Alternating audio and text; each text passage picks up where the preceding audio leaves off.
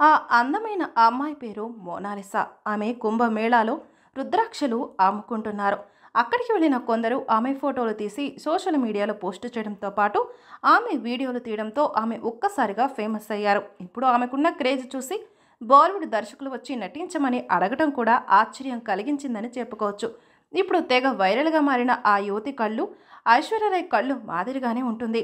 నీలిరంగులో చాలా ఘాటుగా లోతుగా ఆమె కళ్ళు కనిపిస్తున్నాయి.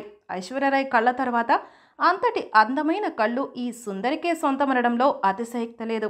ఆమె కళ్ళను చూసిన ప్రతి ఒక్కరూ ఆమెకు ఫిదా అయిపోతున్నారు. ఆమెతో ప్రేమలో పడిపోతున్నారు.